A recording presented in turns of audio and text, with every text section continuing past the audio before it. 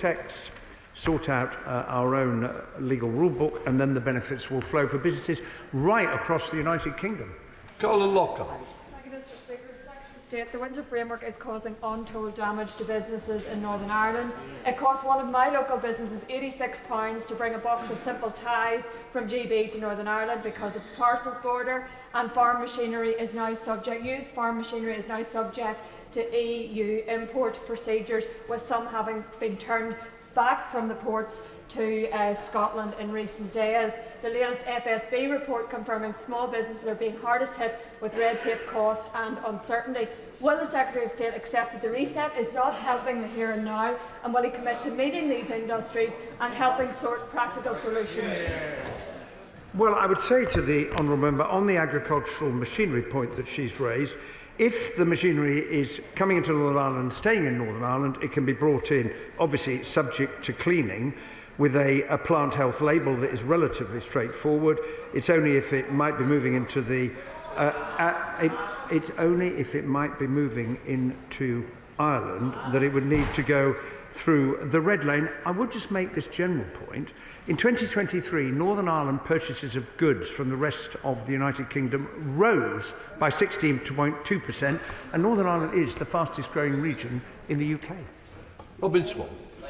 Mr. Speaker, in regards to the agricultural machinery, I'm sure the Secretary of State is aware of a Northern Ireland farmer who took agricultural machinery from Northern Ireland to participate in a Scottish agricultural show, bringing it back to Northern Ireland. It was rejected in Northern Ireland and sent back to Scotland because there may have been soil on the underside of a piece of agricultural equipment. Does the Secretary of State really think that makes common sense?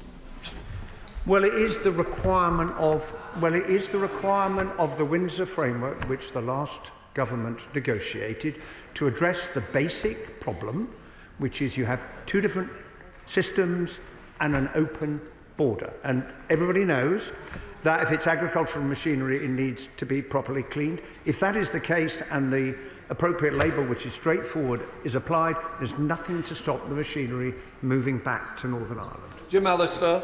If the reset deal is supposed to make an end to the SPS checks, when will the customs posts, which are there for the purpose of carrying out those checks, be demolished?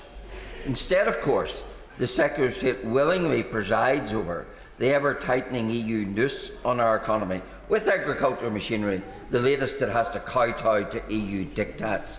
Meanwhile, trade diversion is rampant and the Secretary of State looks the other way. When will the Secretary of State stop acting as the Secretary of State for the EU and start acting as the Secretary of State for Northern Ireland? Well, I don't accept, Mr. Speaker, the honourable gentleman's characterisation, because at some point he has got to acknowledge that following our departure from the European Union, and this was the issue that the previous government had to address, United Kingdom one set of rules, EU with another set of rules, open border. How are you going to deal with that? And I'm afraid mutual enforcement, the only idea I've ever heard him put forward, is not a practical proposition. So he needs to take some responsibility for the consequence of his own arguments. Claire Hanna. The EU-UK deal was very warmly and broadly welcomed across Northern Ireland to begin to unpick and undo some of the damage and the friction created by Brexit that was championed by some of those on the opposite benches. An FSB report out this week, though, that did highlight continuing problems for particularly small businesses. Can the Secretary of State reassure businesses that there will be co-design and full consultation as the text and the outworkings of this very positive deal are brought through? Well, we will of course continue to consult as widely as possible in taking forward the agreement that has been reached in outline with the European Union. There is help available for small businesses. It is important that it is as effective and easy to understand for those that are seeking to trade, and I will of course look carefully at the report the FSB has produced. Alex Easton. Thank you, Mr. Speaker. Secretary of State, regarding the EU trade agreement, what barriers are you aware of that currently hinder free and unfettered trade from Northern Ireland within the UK, and what is the timescale for their removal? Well, goods flow freely from Northern Ireland to from Northern Ireland to the rest of the United Kingdom. And one of the great advantages of the trade agreements that have been negotiated with India, with the United States of America and with the European Union is, in the case of India, a significant reduction of tariffs on whisky, which will benefit whisky producers in Northern Ireland, be able to sell lamb into India, and the deal with the United States of America will allow Northern Ireland farmers to sell their beef. Mike Wood. Minister, gentlemen. Thank you, Mr. Speaker. Contrary to what the Secretary of State has just told the House, 2 weeks ago the Federation of Small Businesses in Northern Ireland published a report suggesting that a third of small businesses who move goods between Great Britain and Northern Ireland have ceased supplying customers or partners either in Great Britain or in Northern Ireland. Now, under the Northern Ireland Protocol, if the UK experiences diversion of trade, we are entitled to take unilateral action to safeguard our internal market. So, will the Secretary of State tell the House, does he think that a third of small businesses ceasing trade in this way amounts to a diversion of trade? And if not, perhaps he could tell us what would. The honourable gentleman, there are other small businesses that are able to trade. Perfect. Well, no, the point that he needs to recognise is if some small businesses manage to move their goods from GB to Northern Ireland, then others can do so. Now, in the end, it is an individual business decision for a business where it chooses to sell its goods. It is the Windsor Framework that applies now, not the Northern Ireland Protocol, and the Windsor Framework represented, as he will, I think, accept, a very significant improvement on what was there before. Al Pinkerton, Liberal Democrats Post. Thank you, Mr. Speaker. The Confederation of Small Businesses has indeed warned that SMEs in Northern Ireland continue to face disruption under the Windsor Framework. But more importantly, and sadly, that the government has failed to effectively communicate the supposed benefits of dual market access so far. So if dual market access is indeed a competitive advantage, as so many people across this House think it can be and should be, can the Secretary of State specifically identify what concrete benefits it's providing to Northern Ireland businesses right now? And how does he respond to the growing criticism from firms across the UK who are burdened with red tape and the fog of uncertainty? Well, I was very interested by that observation in the FSB report because, as the House will testify, I spend a lot of my time extolling the virtues of the dual market access that Northern Ireland has got as a result of the Windsor Framework. And I meet companies as I travel around Northern Ireland who tell me about the benefits that they are feeling of it. I think all of us have a responsibility to extol the virtues of dual market access because, in my experience, if businesses can see an opportunity that allows them to sell more products, they will seize it with both hands. Yeah. Question number 3, please, Mr. Speaker. Minister. Thank you, Mr. Speaker. With permission, I'll answer questions 3, 5 and 12 together. I take every opportunity to promote investment into Northern Ireland and our tech companies in particular. I recently spoke at the Big Data Conference in New York and at London Tech Week to highlight our cutting-edge companies in Northern Ireland. And I held a roundtable with tech business leaders and visited Catagen in Belfast just last week to talk about the industrial strategy and ways that we can boost investment and growth. Steve Young. Thank you, Mr. Speaker, and I thank the Minister for her answer. I wonder if the Minister might outline the many good reasons for technology companies to invest in Northern Ireland and what she's done to promote that great opportunity. Minister. I welcome the opportunity to promote Northern Ireland's tech companies here in the Chamber today. More than 1,500 international companies have set up operations in Northern Ireland. They tell me it's the government support, the strong working between the government and the executive, it's dual market access, it's the unique concentration of tech companies and the academic support from Ulster and Queen's universities. But above all, it's the people. Northern Ireland has a workforce with industry-ready skills and innovation in their DNA. Emily Darlington. Thank you, Mr. Speaker. Does the Minister agree with me the strength of the Northern Ireland tech sector means it can play a huge part in becoming an AI superpower as supported by this government? However, as we just heard in the Northern Ireland Select Committee, chaired by the honourable member from the Gower, there is a huge link between online safety and the rates of domestic abuse that we are seeing in Northern Ireland. Can she comment on how we can absolutely support and develop the sector while keeping women and girls safe? Minister. We know that violence against women and girls is an epidemic, and online safety is an important part of that.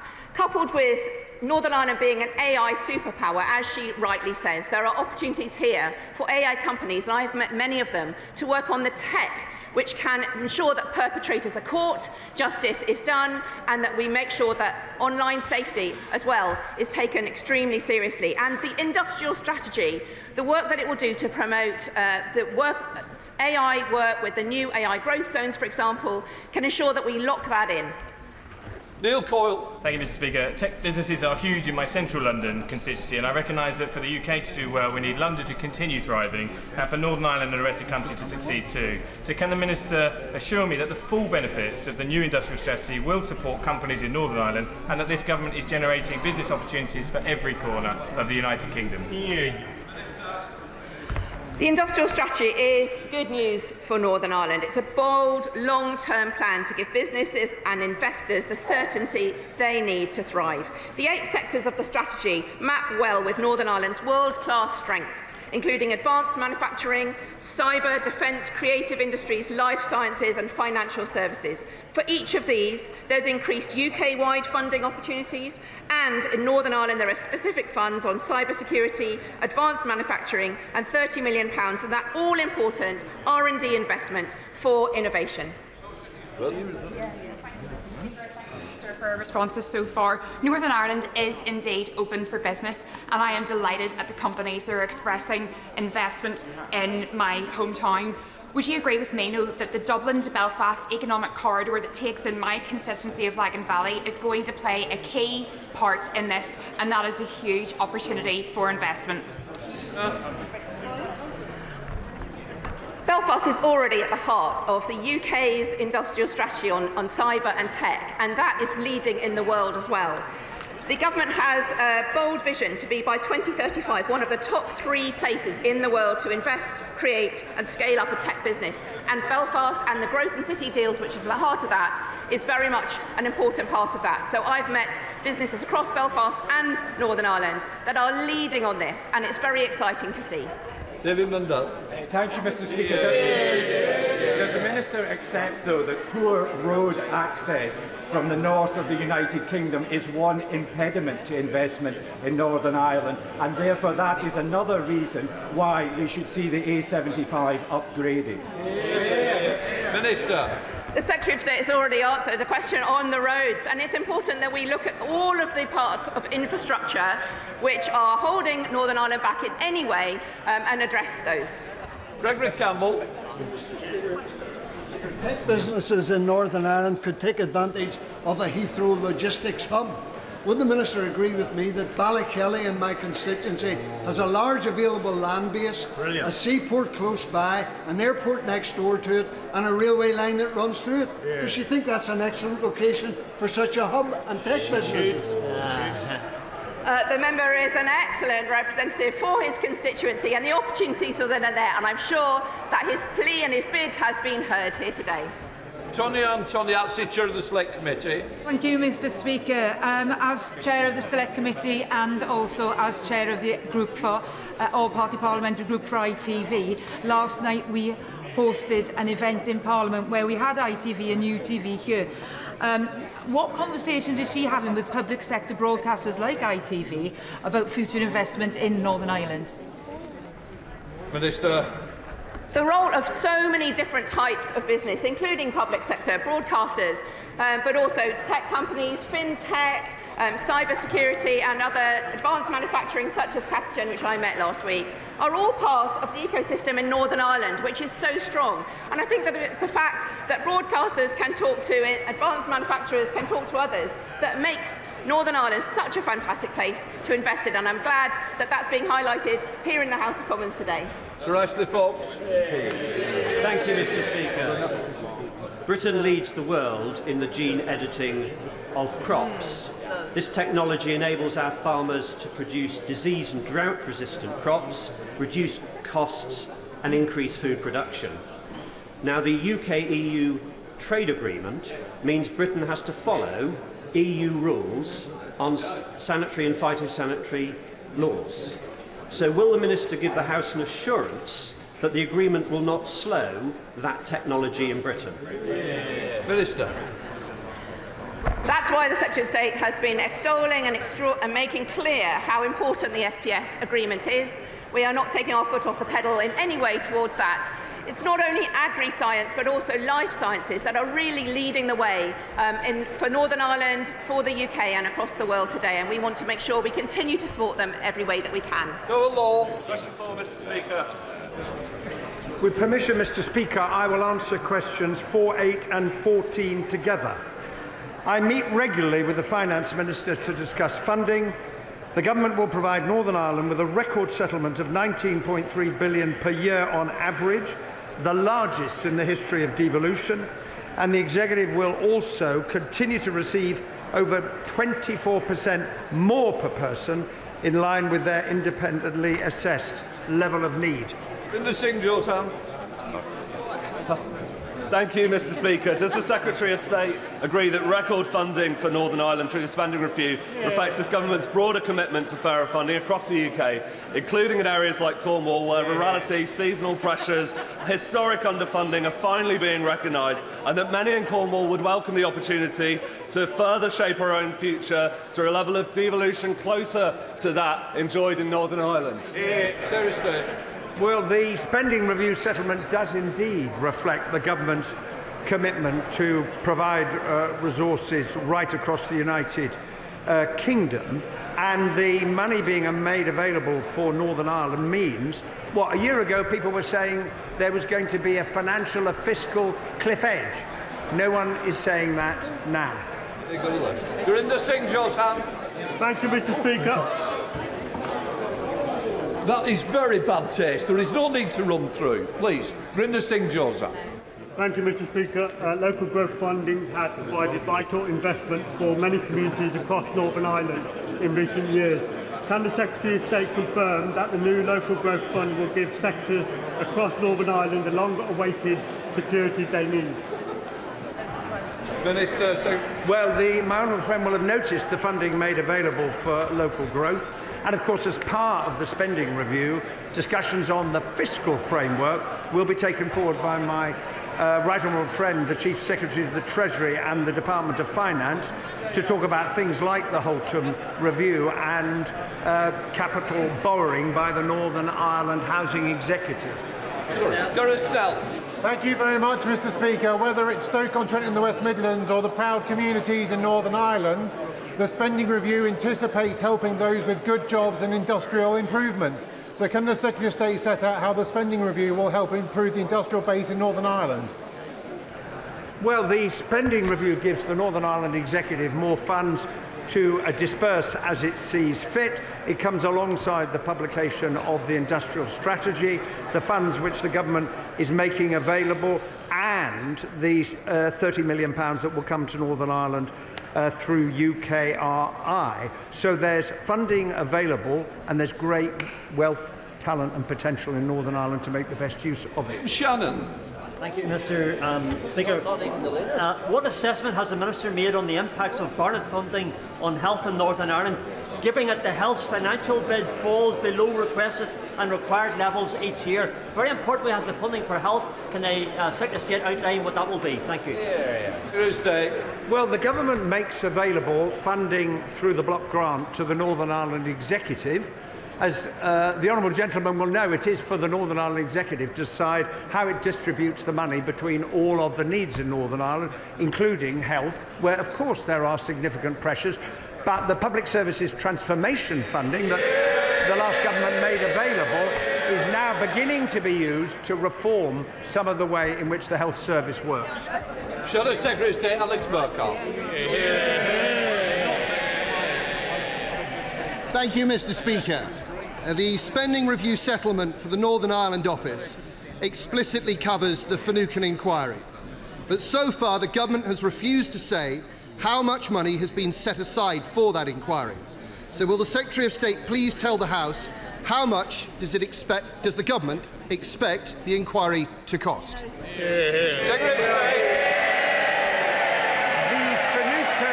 The Finucane inquiry is beginning its work now. It will publish, as is normal, statements of the expenditure that is gauged in. It depends how long the inquiry lasts and how much evidence is taken, but the honourable gentleman can rest assured that he will receive an answer in due course as that process unfolds. Alex Burkhardt. The government has just had a spending review. It must know how much it intends to spend. There will be a line in the Treasury account set aside for the Finucane inquiry. I don't understand why the Secretary of State finds it so hard to tell the House how much we expect to spend. Similarly, the government must know how much compensation it expects to pay Gerry Adams following its inexplicable decision to drop the appeal that we lodged in its case. We have repeatedly pressed the government to legislate to prevent that compensation from being paid, and the government has dragged its heels. This morning, Policy Exchange has published an excellent new report legislating about Gerry Adams in Kaltona, which sets out a clear legal solution. The government has nowhere further to hide. Will the government finally do the right thing? Well, I would say to the honourable gentleman he needs to keep up, because I answered a parliamentary question yesterday in which I made it clear that we will deal with this issue, which arises because of the application of the Kaltona principle in the Supreme Court judgment of 2020, which the last government couldn't sort out in 2.5 years. We will deal with it in our forthcoming legislation, and I will keep the House updated. In Robinson. Thank you very much, Mr. Speaker. Can I commend the Secretary of State for at least that he has answered a question yesterday, and he is very clearly, despite on a day whenever the Labour government were prepared to take money out of the pockets of the most vulnerable, they at least had the courage to stand forward and say Gerry Adams would get none. So thank you to the Secretary of State for that. Can I also advise the Secretary of State not to ignore the warnings of the Federation of Small Business, who were explicit in their report that the Windsor framework is fracturing the United Kingdom's internal market. That is a cause for concern. But when talking of the spending review, he was asked 2 weeks ago whether the financial transactions capital being made available to Casement Park was additional or not. He knows the Blue Book has a flat line for the next 5 years, so what was it? Well, the answer to the right honourable gentleman is that it is additional. Gavin Robinson. He knows the Blue Book has a flat line for the next 5 years, but talking of economic growth, he also knows there's a commitment for an enhanced investment zone in Northern Ireland. When does he believe that the businesses of Northern Ireland will benefit from that? Well, I would say to the right honourable gentleman, if he just bears with us, then I hope we can see progress on that in the not too distant future. That completes Northern Ireland questions. Before we come to Prime Minister's questions, can I welcome to the gallery His Excellency Ahmad Safadi, Speaker of the House of Representatives of Jordan, and his delegation. We now come to Prime Minister's questions. Paul Ward. Question number 1, Mr. Speaker. Prime Minister. Thank you, Mr. Speaker. This Saturday.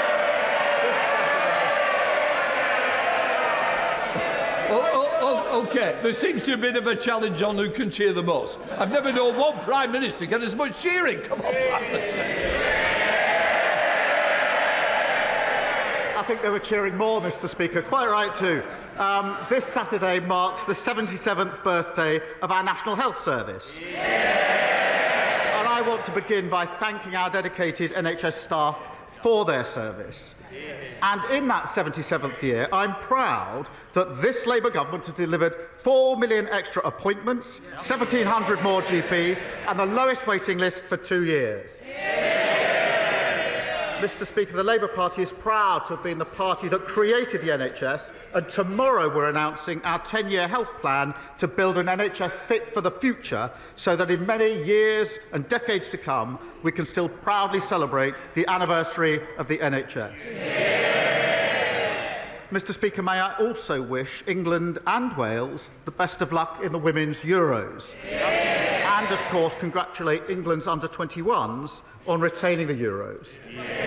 Mr. Speaker, this morning I had meetings with ministerial colleagues and others. In addition to my duties in this House, I shall have further such meetings later today. Thank you, Mr. Speaker. When this Labour government extended free school meals to 500,000 more children last month, Laura, a working mum in Rochdale, told me it would save her £500 a year. She said, "I'm over the moon, only Labour would have done this."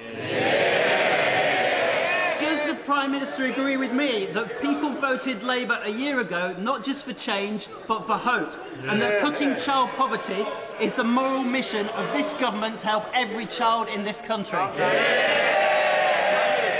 Mr. Speaker, I'm really proud that we extended free school meals for another 500,000 children, including Laura's. And it's people like Laura that we have in our mind's eye, and giving children the best start in life. And I think the Child Poverty Task Force visited Rochdale recently and will continue to back parents like Laura. But, Mr. Speaker, we've already started not just free school meals being rolled out, free breakfast clubs, extending childcare. That's real change under this Labour government.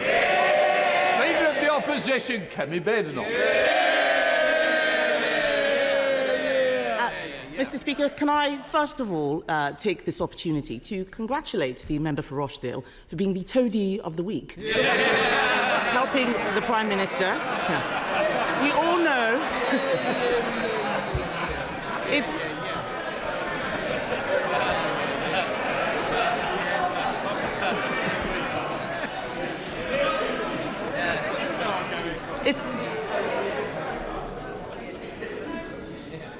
There's a lot of people wanting to catch my eye today. There is some free hits on this side. I won't waste your opportunity. It's been a difficult week for the Prime Minister. So let's start with something simple. Can the Prime Minister tell the House how much his welfare bill is going to save?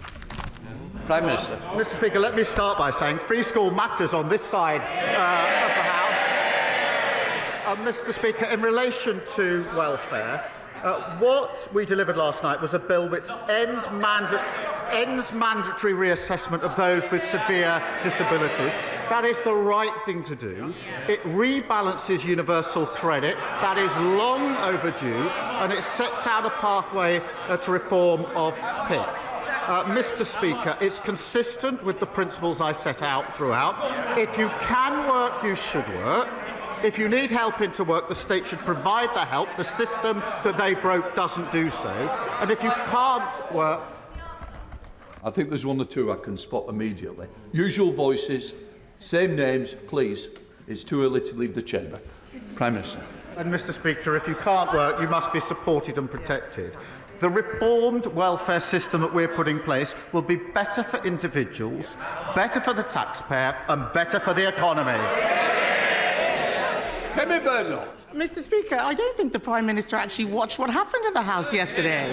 His bill was completely gutted. A U-turn in the middle of the debate, removing Clause 5. Where on earth was he? The reason why he can't answer the question is because he knows it doesn't save any money. It's going to cost millions. This is the first Prime Minister in history to propose a bill to save money who ended up with a bill which costs money.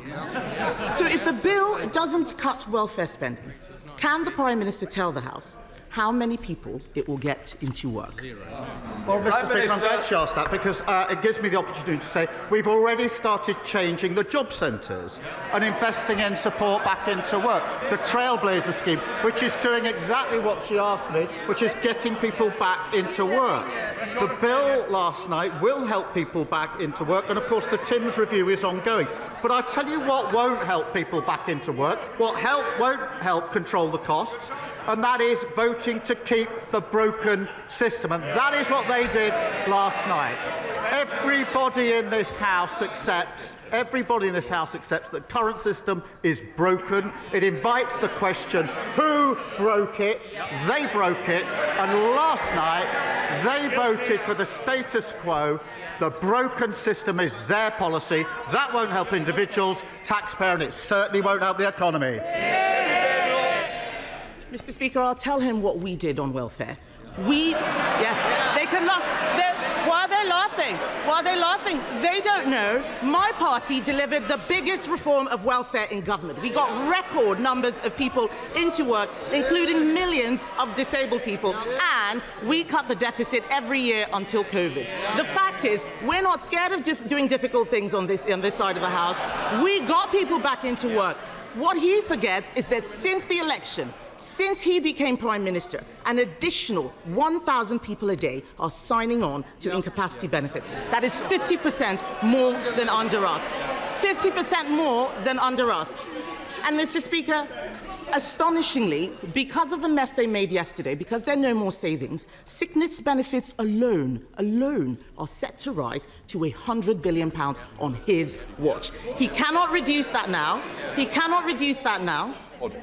Mr McKee, I think we've had a run-in before. I certainly don't want any more. Seriously.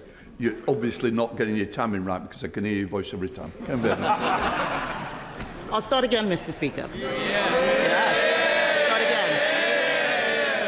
Sickness benefits, louder for those at the back, sickness benefits are set to rise to £100 billion because of their mess. They cannot now reduce it. They can't reduce it because after last night's humiliating U-turn, we know he cannot control his MPs. They're cheering now, but you signed the amendment.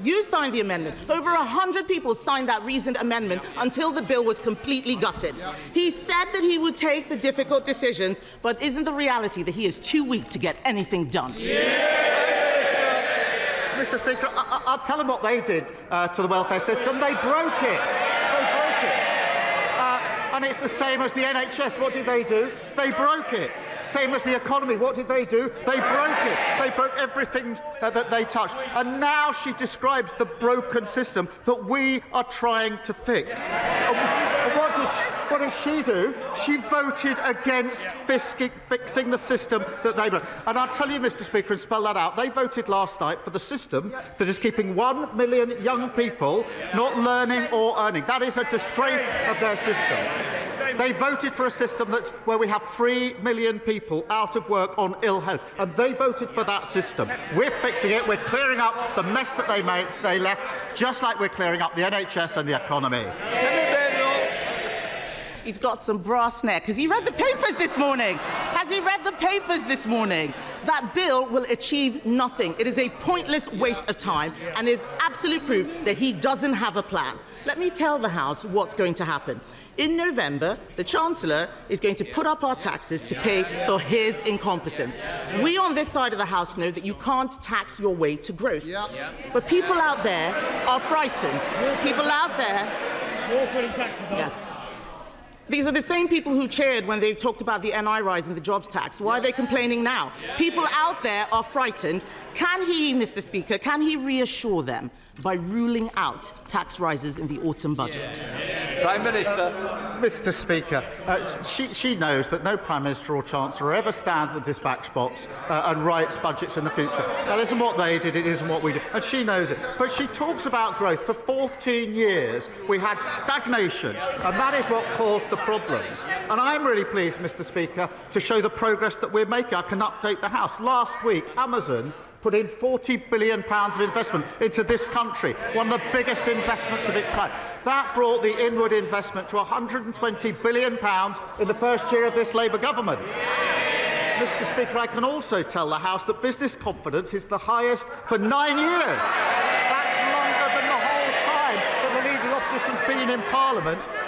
And the figures this week demonstrated and showed we had the fastest growth in the G7 in the first quarter of this year. What a difference to the mess they left. That's the difference a Labour government made. Mr. Speaker, he talks about jobs. Unemployment has risen every month since Labour took office. Has he spoken to Nissan, by the way, and looked at what's happening there? This man has forgotten that his welfare bill was there to plug a black hole created by the Chancellor. Instead, they're creating new ones. They're creating new ones. She looks... Mr. Speaker, she's pointing at me. She looks absolutely miserable. Labour MPs, yeah, she looks absolutely miserable. Labour MPs, they can point as much as they like. The fact is, Labour MPs are going on the record saying that the Chancellor is toast, and the reality is that she is a human shield for his incompetence. In January, he said that she would be in post till the next election. Will she really? Prime Minister. Well, she certainly won't. Mr. Speaker, I have to say I'm always cheered up when she asks me questions or responds to a statement, because she always makes a complete mess of it and shows just how unserious and irrelevant they are. But she talks about the black hole. They left a £22 billion black hole in our economy, and we're clearing it up. And I'm really proud, Mr. Speaker, that in the first year of a Labour government we got free school meals, breakfast clubs, childcare, got £15 billion invested in transport in the North and the Midlands. With cutting regulation, planning and infrastructure is pounding forward, building 1.5 million homes, the biggest investment in social and affordable housing, and of course, Mr. Speaker, the 3 trade deals. Remember the ones that they couldn't get, including the US trade deal. On Monday, those tariffs came down. That secured the jobs at JLR. That's who we care about on this side of the House. How awful for the Chancellor that he couldn't confirm that she would stay in place. Yeah. He talks about this year in office. This week marks the first anniversary of Labour coming into office. And let's have it. Yes. The whips can't get them in the lobbies, but they can get them to cheer at the right time. Yeah. The fact is, his own MPs are saying this government is, and I quote, incoherent and shambolic. That's Liverpool Wavertree that said that. I could go on and on. But the fact is, it's been mistake after mistake after mistake. There is no plan to get people into work. There is no plan to cut the welfare budget. There is no strategy. There is just a series of humiliating U-turns like winter fuel, like grooming gangs. Mr. Speaker, what's really shocking is that every other party in this House voted for even more welfare spending yesterday. Yes, those MPs behind him and the Lib Dems and Reform. The Conservative Party believes that this country needs to live within its means.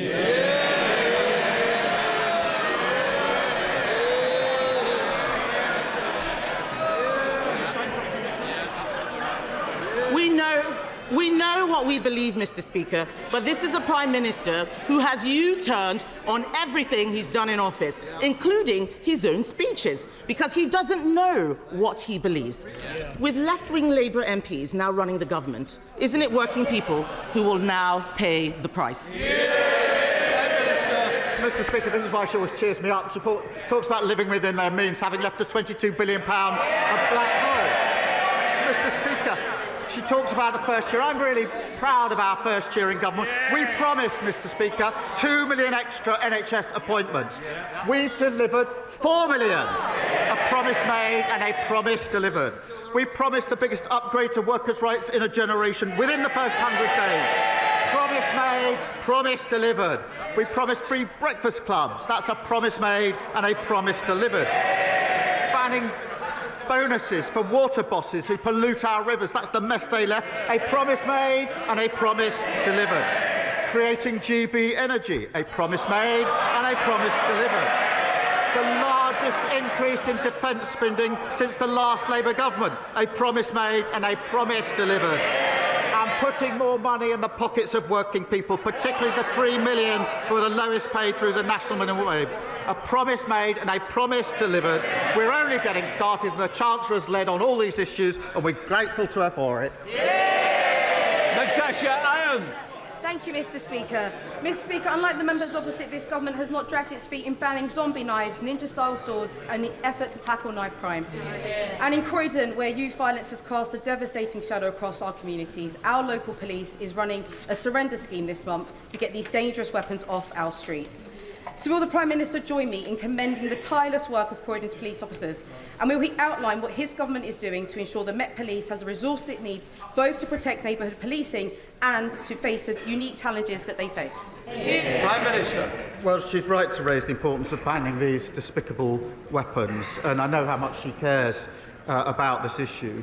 The ban on zombie knives and machetes came into effect last year, and the ban on ninja swords will come into effect this August. The Crime and Policing Bill will increase penalties for illegal sales and give the police new powers to seize knives. Mr. Speaker, I have to say this. What did the party opposite do when we put that bill before the House to take these measures? They voted against it. A knife crime went up, soared on their watch, and they've clearly learned absolutely nothing. Sir Ed Davey, Leader of the Liberal Democrats. Thank you, Mr. Speaker. Yesterday, the government was asking this House to vote for a law that would mean someone with a condition like Parkinson's or multiple sclerosis would qualify for a personal independence payment today, but someone diagnosed with the same condition, with the very same symptoms, in a few months' time would not. We all know that the cost of welfare needs to come down, but that was not a fair way to do it. Until he lost control yesterday, the Prime Minister was arguing for that approach. Has he changed his mind on this or not? Prime Minister. Mr. Speaker, the Stephen Timms review will take place. It's a very important review to look into this issue. But what we did do last night was end mandatory reassessments for those with severe disabilities. I thought that he and his party cared about things like that. It's the right thing to do, and they voted, Mr. Speaker, against it. We rebalanced universal credit, long overdue. I think he believes that. But what did he do last night? He voted against it. We set out a pathway to reform PIP, something he argues for every week. And what did he do when he had the chance? He voted against it. Sir Ed Davey. Mr. Speaker, the House and his backbenchers will note that he didn't answer my question. Moreover, if he looked at our proposals for welfare reform, for cutting down the bill, he wouldn't be in the mess that he's in. But moving on, Mr. Speaker, from Hillsborough to Grenfell, Primados to Horizon, the contaminated blood scandal to nuclear test veterans, the bereaved and survivors of some of our country's most appalling scandals have come together to call for a legal duty of candour and the secondary duty needed to make it practical and effective for investigations and inquiries. Now they're frightened that the government is watering down these proposals to such an extent that they would be toothless. So after months of delay, can the Prime Minister reassure campaigners that his Hillsborough law will include a real legal duty of candour as he promised? Prime Minister. Yes, it will. And as he may know, I've known some of the families from Hillsborough for many years now. I met them over a decade ago and know exactly what they have been through, and the various other groups that have suffered similar injustices with similar follow-up, which is an additional injustice on top of the original injustice. And that's why we will bring forward a Hillsborough law. It's a commitment I've made. I have been talking to the families in recent weeks, personally myself, to make sure that we get this right, and it is important we get it right, but it will have a legal duty of candour. Kim Johnson. Thank you, Mr. Speaker. Follow-on question. The Prime Minister visited my constituency in 2022 and told families, and I quote, "One of my first acts will be to put the Hillsborough law on the statute book." Repeated the same promise at conference last year that the bill would be published at the anniversary in April. That didn't happen. However, the government are now planning to table a watered-down version that doesn't deserve to be named Hillsborough law. After PMQs, my honourable friend, the member for Liverpool West Derby, will introduce the real Hillsborough law. So can the Prime Minister finally honour his promise and back the law in full? If not, why not? Prime Minister. I'm grateful to her for raising this and remember well the visit that we had. This is a really serious issue, Mr. Speaker. It is important that we get it right. I am fully committed to introducing a Hillsborough law, including a legal duty of candour for public servants and criminal sanctions for those that refuse to comply. It is important we get it right.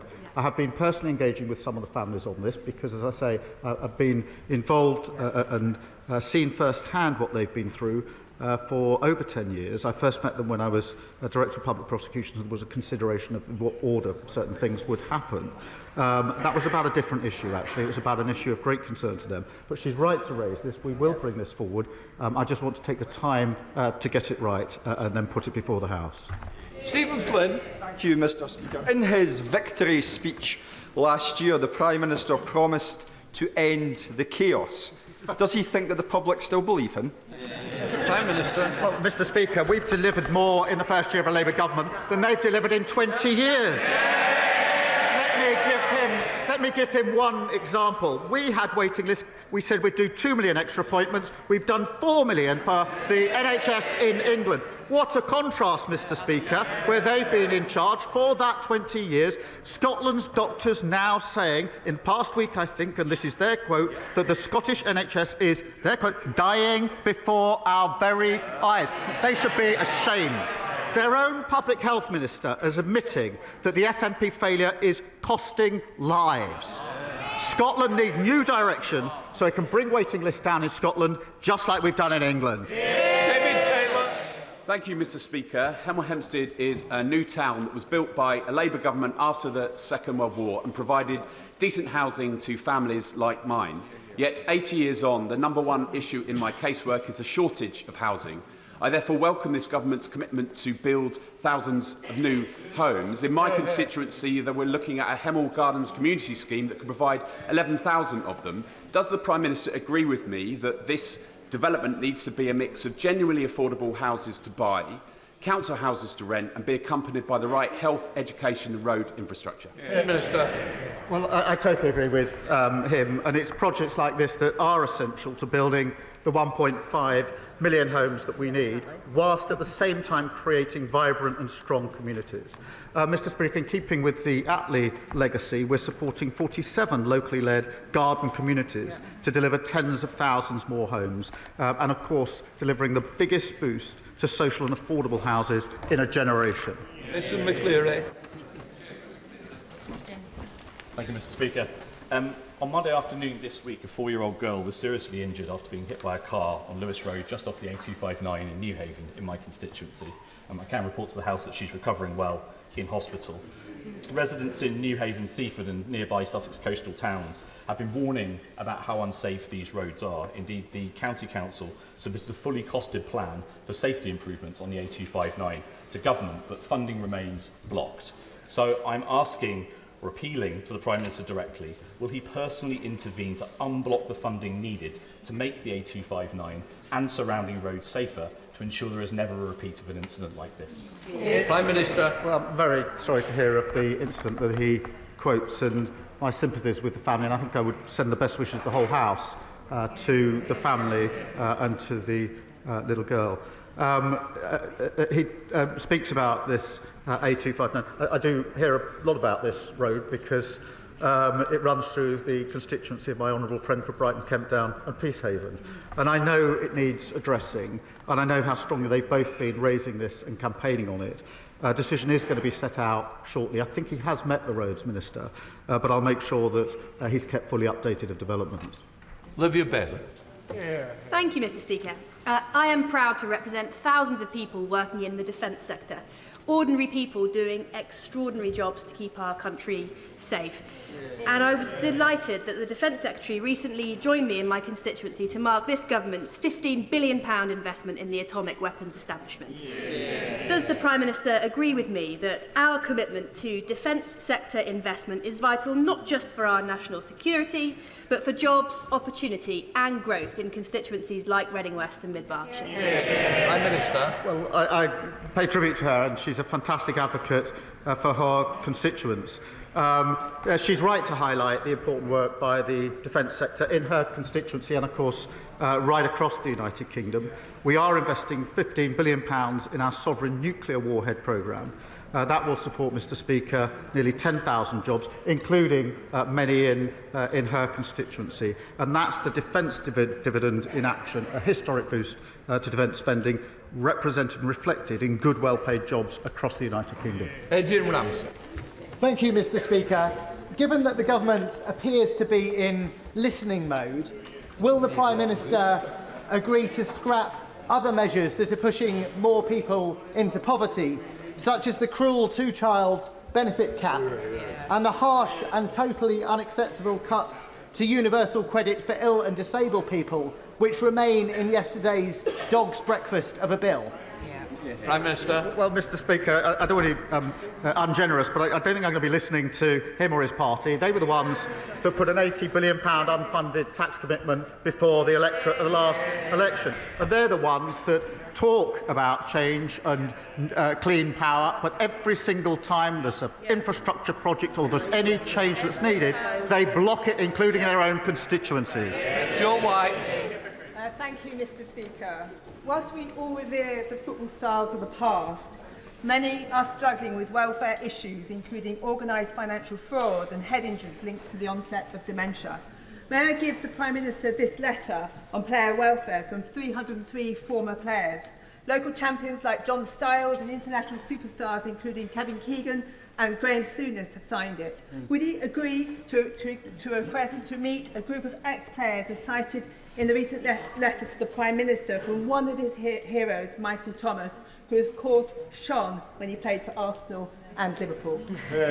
Prime Minister. Can I just start by congratulating Dawn Assel on her recent and richly deserved MBE for her work on behalf of former players. I do remember Michael Thomas very well putting that goal in injury time, Mr. Speaker, in 1989 to take the lead. It was a fantastic victory. I have had the pleasure of meeting him and actually discussing with him the very campaign that she raises. I'll certainly meet him again, because athletes have brought us so much joy. We should have proper support from their sporting bodies on health and welfare, and we will ensure that they do. Steph Aquarell. Thank you, Mr. Speaker, and I refer members to my role as a serving county councillor. Mr. Speaker, July is Good Care Month, and Jane Austen told us the best place for convalescence by the sea is Cromer in my constituency.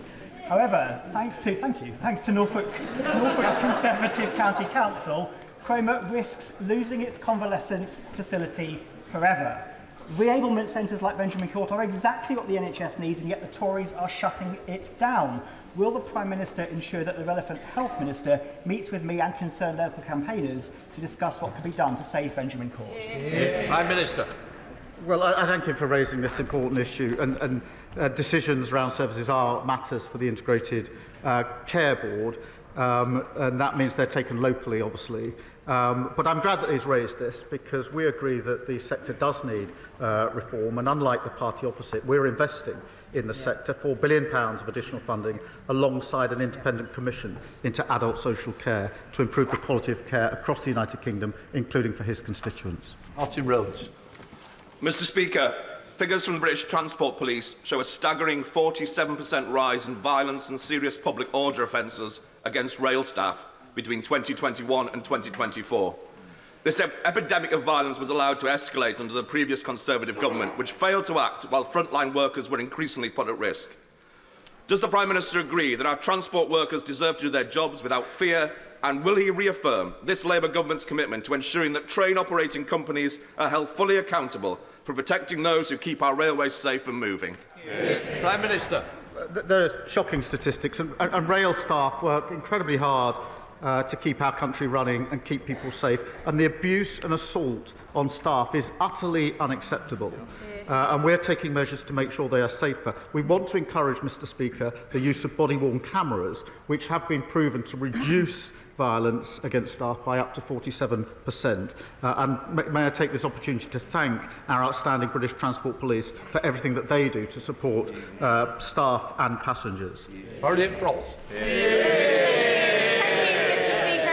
This time a year ago, farmers and many others across the country were about to go to the polls, perhaps about to vote Labour for the first time, because they took at the Prime Minister's own word that he and his party would never leave farmers in the background again. Within weeks, however, that trust had been completely shattered by the family farm tax. Farmers know how devastating that tax will be. The industry know how devastating it will be. We on these benches know how devastating it will be, and more of his own backbenchers do too. So following the U-turn on the winter fuel payments, and following the U-turn on grooming gangs, and following the many U-turns on welfare payments yesterday, will the Prime Minister now tell farmers up and down the country when it will be their turn for a U-turn and that he will scrap the family farm tax? This time a year ago, the country was lining up to boot their man of office, and long may they remain there. Mr. Speaker, we put in place the most significant funding for farmers in the budget. We've got a roadmap for work for farmers that we're working on, and of course, where they fail to actually spend the money, we're spending it with farmers. Charlotte Littles. Thank you, Mr. Speaker. The nuclear industry provides over 29,000 jobs across the North West, including thousands in Birchwood Park in my constituency, which is a globally leading centre of nuclear innovation. I welcome the government's new modern industrial strategy, which will give businesses the confidence to invest after years of economic chaos under the last government. Can the PM outline how the industrial strategy will support the growth of the nuclear sector, which is vital for our energy security and creating thousands more high-paid, high-skilled and unionised jobs? Prime Minister. She's a champion of nuclear, and I know how important it is to thousands of her constituents. Mr. Speaker, we are securing homegrown energy and driving bills down by unleashing a golden age of nuclear. And that includes Sizewell C, which we announced just 2 or 3 weeks ago, small modular reactors, and that means jobs, investment and opportunities across the country, including in her constituency. Julia Collins. Thank you, Mr. Speaker. The rush changes to the welfare bill not only left Parliament with whiplash, but more importantly, have left many vulnerable people living in limbo, like Chris or Emma in my constituency, who were set to lose PIP that they rely on for work. And Chris has already lost a vital carer through all of this uncertainty. It is not right that in a society, vulnerable people have to be worried about what the government will do next. Does the Prime Minister understand that this has eroded trust at a time when we need it most? Prime Minister. Mr. Speaker, I think what would be better for building trust is an accurate description of what we're doing. The Stephen Timms inquiry review is really important to look at this really important issue, but we have to get on and reform. We have a broken system that is not working for those that are using the system. It's not working for the taxpayer. It's not working for the economy. We have to get on and reform it, and we'll do it in the way we set out yesterday. Peter Dowd. Thank you, Mr. Speaker. May I pay tribute to veterans of the Royal Naval Association Crosby branch who are in the gallery today.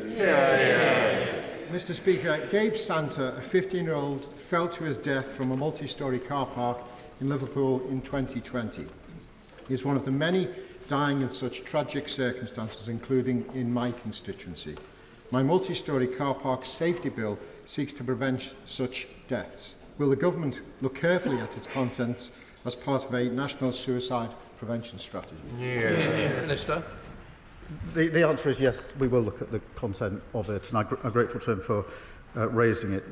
I think across the House we've all got tragic experience of suicide, and our thoughts are with Gabe's family and with his friends. We will conduct a call for evidence on Part K of the building regulations about minimum guarding heights, so that necessary protections are in place to prevent future tragedies. We will also look at the contents of the bill. Dame Karen Bradley. Thank you very much. Prime Minister, people across the Staffordshire Moorlands are extremely concerned by the number of solar farms and battery storage facilities that are having applications granted.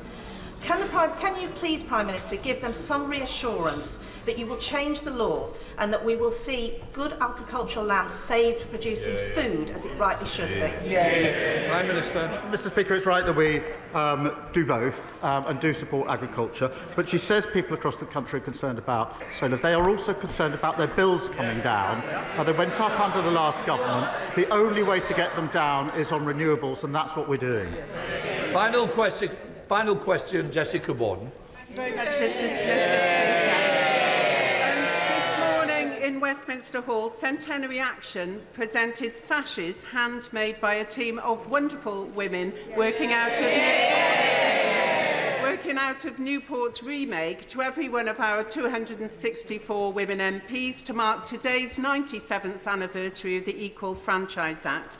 Will the Prime Minister join me in welcoming this initiative, which celebrates the contribution women make in public life? And although we now have a record number of women MPs, does he agree we must ensure we continue to break down barriers for women on our way to achieving the mission of a gender-equal Parliament? Can I, through her, thank the women in her constituency for their hard work on this initiative, and having 264 women MPs is a really significant progress in this House. I'm incredibly proud that at last election we saw 100 new female Labour MPs elected, meaning the number of female MPs in the Labour Party is now at a record high. And on the 97th anniversary of the Equal Franchise Act, it should be a source of great pride to the House that we have a record number of female members. That completes Prime Minister's questions. Let the front bench change over.